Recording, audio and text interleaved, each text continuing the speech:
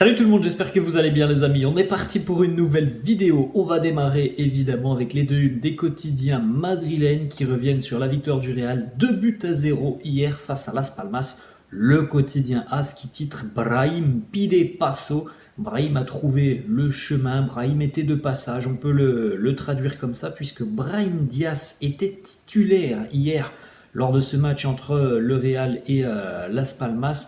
Lui qui n'a pas eu beaucoup de temps de jeu depuis le début de saison, a parfaitement optimisé sa titularisation hier en marquant le deuxième but le premier but du Real, puisque le deuxième est pour Rosselló. On continue avec la une du quotidien Marca qui titre Brahim lidera al Madrid. Brahim leader du Real avec une belle prestation rendue par Brahim Diaz, qui a été très très mobile, qui a su aussi trouver ses coéquipiers, notamment de bonnes combinaisons, parfois avec Rosselló.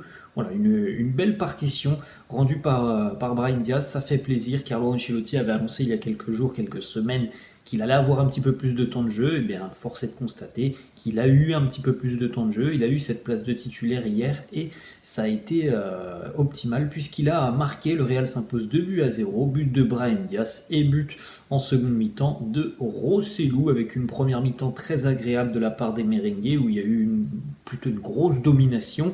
Et sur la seconde mi-temps, après que le deuxième but ait été inscrit, les merengues ont été un petit peu plus dans la gestion, avec une équipe de Las Palmas qui s'est montrée un petit peu plus sur la seconde mi-temps, mais voilà, ils n'ont pas quand même eu de situations qui ont permis de mettre un petit peu le danger sur le but de Kepa. Donc c'est un match évidemment sérieux, c'est une belle réponse après la défaite face à l'Atlético Madrid, mais il est vrai aussi que l'on a eu un adversaire, notamment offensivement, qui a été quand même assez peu vindicatif offensivement. On continue les amis avec une petite statistique. Le Real Madrid a gagné chaque match lorsque Aurélien Tchouaméni, Fede Valverde et Camavinga ont débuté ensemble cette saison. Alors ils ont gagné chaque match, en plus de ça, en réalisant à chaque fois un clean sheet lorsque Kama, Tchouaméni et Fede Valverde sont alignés en tant que titulaires. On continue avec quelques petites informations sur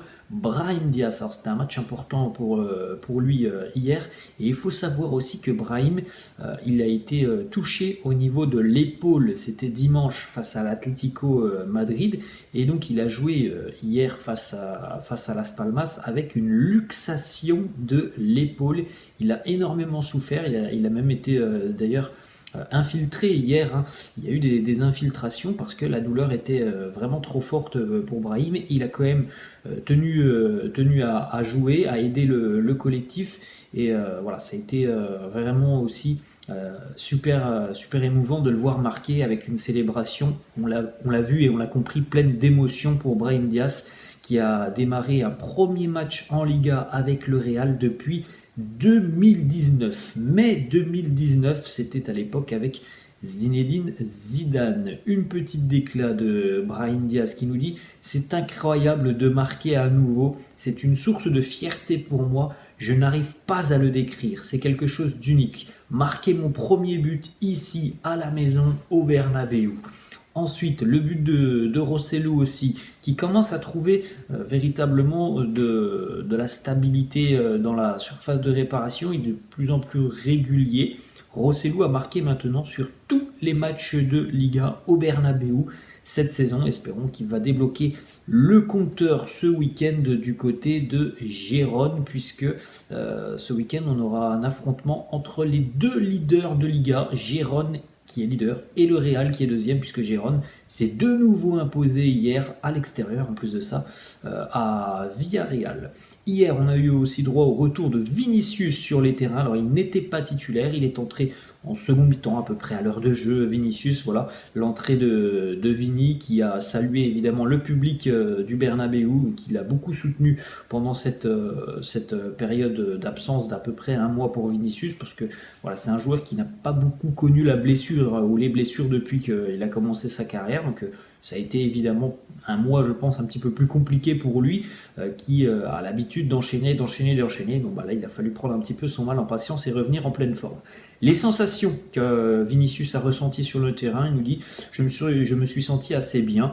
Je suis très heureux de revenir après un mois. C'était assez court au final, mais ça m'a permis de bien travailler sur les sessions notamment matinales d'entraînement, l'après-midi, la nuit. Je voulais revenir avec la meilleure version de moi-même. Je suis en pleine forme, donc normalement Vinicius devrait être titulaire ce week-end. Hier, Vinicius a donc pris part à cette victoire du Real. Alors, il n'a pas marqué ou délivré de passes décisives, mais en tout cas, ça compte comme une victoire hein, pour lui. La 100e de Vinicius en Liga. Bravo à Vini qui nous dit ce sont des moments très agréables. Atteindre si vite 100 victoires avec le Real, mais je ne veux pas m'arrêter. Je veux réaliser plus de 100, 200, 300 pour pouvoir être dans l'histoire de ce club et continuer à gagner des titres. Une petite déclat de Carlo justement sur l'affrontement face à Gérone samedi.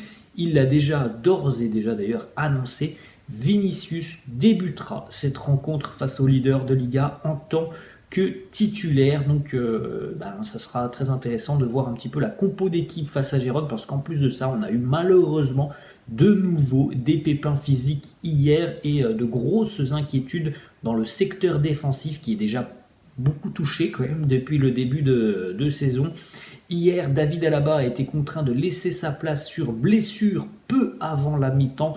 Il a été remplacé juste avant la mi-temps. Visiblement, il y a un petit problème au niveau des adducteurs pour David Alaba.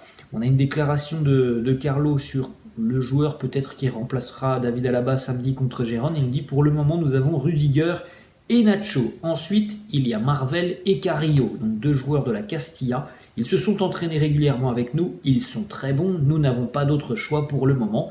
Mais on vient de parler de la blessure de David Alaba, et il faut le dire aussi, Antonio Rudiger est lui aussi blessé.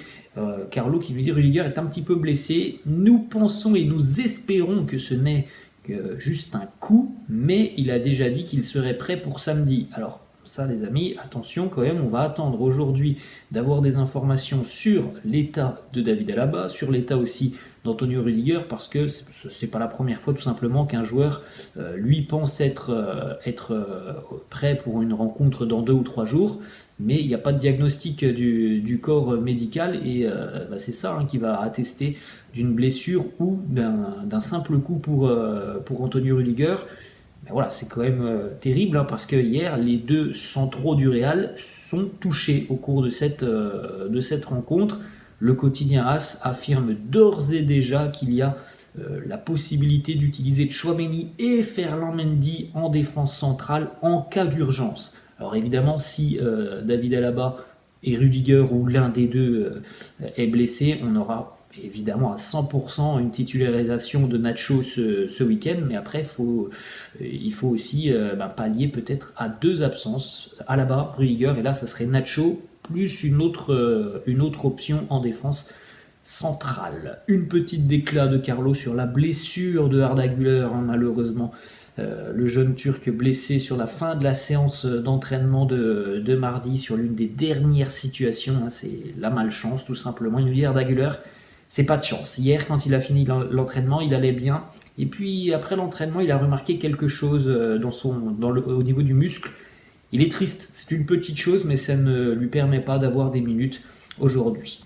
Une dernière déclat de Carlo sur Luka Modric et Jude Bellingham. Il nous dit Bellingham et Modric, ils étaient fatigués. J'ai préféré les reposer. Bellingham m'a dit qu'il était très fatigué. Nous ne voulions pas prendre de risques. Retour prévu pour Bellingham évidemment en titulaire ce week-end face à Gérone. Voilà les amis, la fin de cette vidéo, j'espère que ça vous a plu. N'hésitez pas comme d'habitude à lâcher un petit pouce bleu, n'hésitez pas non plus à vous abonner à la chaîne. Je vous laisse et je vous dis à la prochaine, ciao.